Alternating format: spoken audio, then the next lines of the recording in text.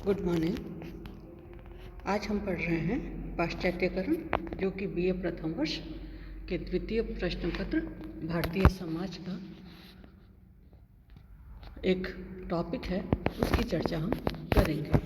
पाश्चात्यकरण या पश्चिमीकरण, जैसा कि नाम से ही स्पष्ट है कि पश्चिम की संस्कृति को जब जीवन में अपनाया जाता है तो हम सामान्य शब्दों में उसको पाश्चात्यकरण कहते हैं। सामान्यतः पाश्चात्यकरण का अर्थ पश्चिमी गोलार्ध में स्थित देश, मुख्यतः फ्रांस, ब्रिटेन, जर्मनी, इटली तथा अमेरिका से लगाया जाता है, क्योंकि इन देशों ने ही भूतकाल में वैज्ञानिक, आर्थिक, सामाजिक एवं राजनीतिक आदि क्षेत्रों में बहुत अधिक प्रगति की थी और इसी कारण इनकी धाक संपूर्ण विश्व में स्थापित हो गई। इस सफलता और विकास से प्रभावित होकर बाकी देश भी इनकी सभ्यता और संस्कृति को अपनाने लगे। इन देशों की वैज्ञानिक सोच एवं पद्धति को अपनाने के साथ इनके रहन सहन, वेशभूषा, खान पान तथा दिनचर्या को भी अपनाने लगे। हम कह सकते हैं कि पश्चिमी देशों की सभ्यता एवं संस्कृति का अनुकरण और उसे आत्मसात करने की प्रक्रिया ही पाश्चात्यकरण है। अगर हम पाश्चात्यकरण या पश्चिमीकरण की परिभाषा देखें तो भारत में पश्चिमीकरण की जो अवधारणा है उसको प्रस्तुत करने का काम M.N. श्रीनिवास ने अपनी पुस्तक social change in modern India में प्रस्तुत किया। तो हम उसी को देखते हैं।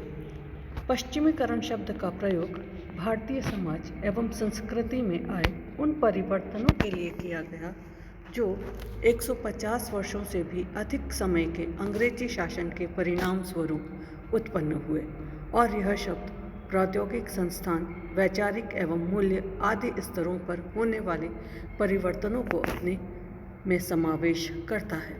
अर्थात भारत में पश्चिमीकरण का जो स्वरूप है वह ज़्यादातर हम देखें तो ब्रिटिश स्वरूप देखने को मिलता है, क्योंकि भारत में 150 वर्षों तक ब्रिटेन का यहाँ शासक रहा, भारत ब्रिटेन का उपनिवेश रहा, तो यहाँ पर ब्रिटिशर्स का राज रहा। तो उन्हीं की जीवन पद्धति जो है वो हमने अपने ही, उन्हीं का रहन सहन, खान पान का जो तरीका था उसको हमने अपनी संस्कृति में समावेश किया है, तो वह स्वरूप देखने को अधिक मिलता है। योगेंद्र सिंह कहते हैं, पश्चिमीकरण से तात्पर्य भारत में होने वाली उन सभी सांस्कृतिक परिवर्तनों और संस्थागत नवाचारों से है जो इस देश में पश्चिमी रास्ता, मुख्यतः ब्रिटेन के साथ राजनीतिक और सांस्कृतिक संपर्क के कारण हुआ है।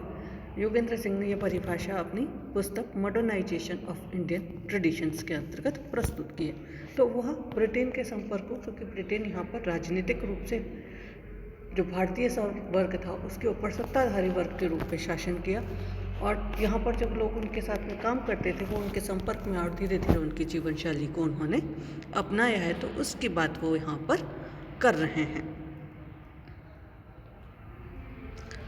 आगे हम देखें पश्चिमीकरण या पाश्चात्यकरण के तत्व। सबसे पहली बात जो कहें जिन्होंने पाश्चात्यकरण को प्रोत्साहन किया तो हम उसको कहते हैं संस्थाओं में परिवर्तन। अंग्रेजों के द्वारा आधुनिक भारतीय राज्य की आधारशिला जो है वह रखी गई। भूमि के सर्वेक्षण, लगान व्यवस्था, आधुनिक नौकरशाही व्यवस्था, पुलिस कानून, न्यायालय की स्थापना, कानून संहिताओं का निर्माण, यह सब ब्रिटिशर्स के आने के पश्चात ही भारत में देखा जा सकता है।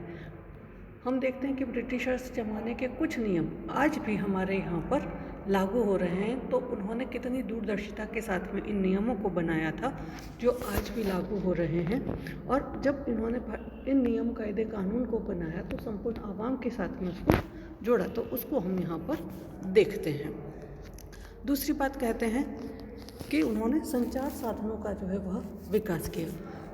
उनके आने से पहले भारत में संचार साधन बहुत अधिक विकसित व्यवस्था नहीं थी। उनके आने से संचार साधन, यातायात के जो साधन थे उनका विकास हुआ। आप देखिए ब्रिटिशर्स थे उस जमाने के अंतर्गत उन्होंने शिमला तक, दिल्ली से लेकर के और कालका तक, शिमला का जो स्टेशन है उस जमाने में उन्होंने रेल, अर्थात पहाड़ी इलाकों के अंतर्गत वो रेल ले गए। हमें जम्मू कश्मीर तक रेल बिछाने के लिए बहुत लंबा समय लग गया। तो ये जो उनकी सोच थी और उनके पास प्रौद्योगिकी थे, उसके कारण यह संभव हो पाया। शिक्षा के लिए उन्होंने उच्च शिक्षा संस्थाओं की स्थापना की गई। अंग्रेजी भाषा के अंतर्गत शिक्षा का प्रचार प्रसार किया। हाँ, यह बात सही है कि अंग्रेजी भाषा का प्रचार प्रसार उन्होंने इसलिए किया, या शिक्षण संस्थाओं की अंग्रेजी भाषा में इसलिए की कि उनको अपने यहाँ पर काम करने के लिए लोगों की आवश्यकता थी जिन्हें अंग्रेजी भाषा का ज्ञान हो। लेकिन विश्व स्तर पर देखा जाए तो अंग्रेजी की भाषा जो थी उस समय प्रयोग में ली जाती थी। तो अंग्रेजी भाषा का ज्ञान जब भारतीयों को हुआ तो दूसरे देशों के अंतर्गत जो लोग रह रहे थे उनकी भी चीज़ों के बारे में, उनकी भी संस्कृति के बारे में उनको जानने का अवसर यहाँ पर प्राप्त हुआ। तो अंग्रेजी भाषा का प्रचार प्रसार किया और जो शिक्षा का माध्यम था वो अंग्रेजी भाषा को उन्होंने बनाया। उसके बाद छापे खाने का जब आविष्कार हुआ तो उस छापे खाने को उन्होंने, जो कारखाने थे वह उन्होंने भारत में भी स्थापित किए। और जब भारत में स्थापित हुए ये छापे खाने के कारखाने तो समाचार पत्र, पत्रिकाएं, पैम्फलेट्स, ये सारी चीज़ें उभर करके आईं। जो किताबें बाहर प्रकाशित हो रही थी उनका अनुवाद यहाँ पर होने लगा। तो उसके कारण जो भारतीयों की सोच थी उसमें भी परिवर्तन आने का कार्य इनके माध्यम से किया गया।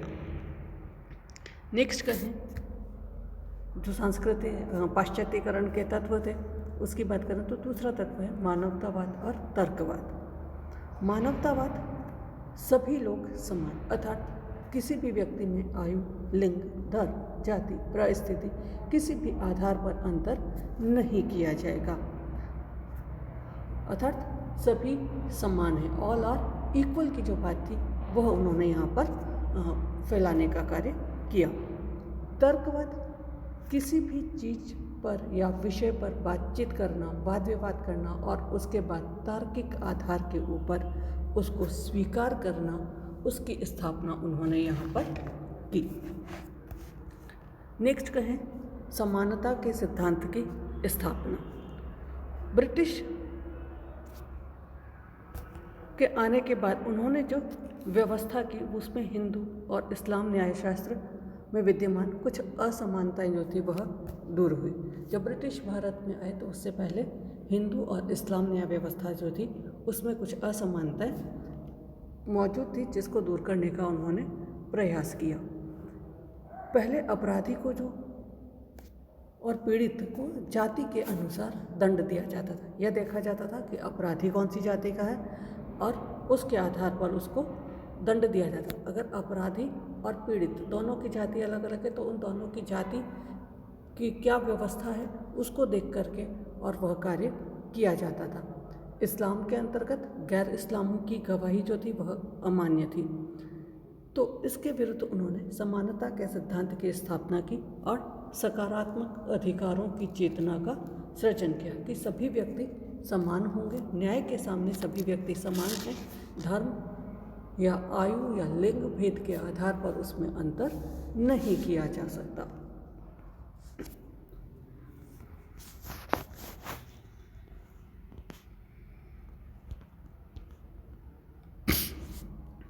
उसके बाद बात करें हम तो वह है पाश्चात्यकरण के चरण।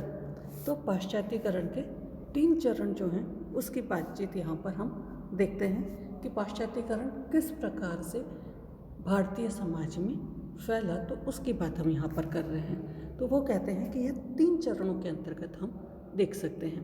पहला है प्राथमिक चरण। इसमें वे लोग शामिल हैं जो अंग्रेजों के प्रत्यक्ष संपर्क में आते थे, अर्थात जो ब्रिटिशर्स के डायरेक्ट संपर्क में थे, या तो उनके साथ में कार्य कर रहे थे या उनके अधीन कार्य कर रहे थे या उनके घर पर किसी प्रकार का कार्य कर रहे थे।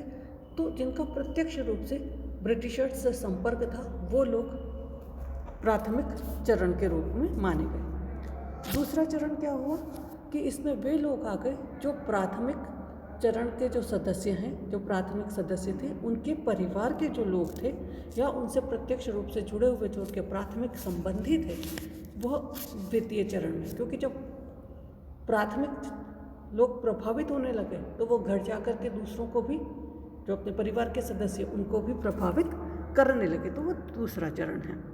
तृतीय चरण के अंतर्गत हम देखते हैं इसमें वे लोग शामिल थे जो अप्रत्यक्ष तरीके से ब्रिटिशर्स अथवा उनसे जुड़े हुए लोगों से किसी भी तरह की प्रक्रिया में जुड़े हुए होते थे।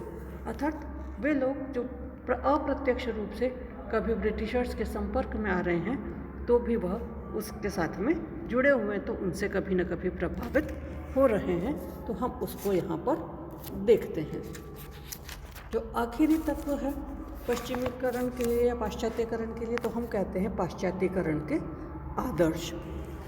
150 वर्षों के शासन के कारण भारत में हुए सामाजिक सांस्कृतिक परिवर्तन के लिए अंग्रेजी आदर्श ही महत्वपूर्ण माना गया, क्योंकि नगरीकरण, औद्योगिकरण, मशीनीकरण, प्रौद्योगिकी विकास, शिक्षा, यातायात, जनसंचार के साधन, प्रेस, नवीन न्याय व्यवस्था, वैज्ञानिक आविष्कार, धर्मनिरपेक्षता, स्वतंत्रता, समानता सभी ब्रिटिशर्स की देन है, जिसे हम अपने संविधान के अंतर्गत कुछ जो धर्मनिरपेक्षता है, समानता, स्वतंत्रता की हम बात करते हैं, जिनको हमने उनसे लिया है। भारतीयों के विचारों में परिवर्तन, व्यवहार, वेशभूषा, खान पान, संस्थाएं, सोच विचार का दृष्टिकोण, प्रथा, परंपराएं, जीवन शैली आदि में भी आशातीत परिवर्तन जो है वह ब्रिटिशर्स की देन है, क्योंकि एक लंबे अरसे तक ब्रिटिशर्स ने भारत के ऊपर शासन किया है, तो लोग उनसे प्रभावित है, उनकी जीवन शैली से प्रभावित है, और इसीलिए। लेकिन अगर हम देखें तो जहाँ पर दूसरी देश हम देखें तो अगर दूसरे देश पे उपनिवेशवाद की नीति के अंतर्गत किसी अन्य पश्चिमी देश का शासन रहा है तो वो उससे प्रभावित देखे जा सकते हैं। इसलिए हम कहते हैं भारत के अंतर्गत जो पश्चिमीकरण का प्रभाव है वो ब्रिटिशर्स का देखा जाता है, ब्रिटेन का देखा जाता है, क्योंकि उन्हीं का शासन हमारे ऊपर एक लंबे समय तक रहा है। कल अगला जो वीडियो हम देखेंगे उसमें हम देखेंगे पश्चिमीकरण की विशेषताएं क्या क्या हैं और पश्चिमीकरण का भारतीय समाज के ऊपर क्या प्रभाव पड़ा। धन्यवाद।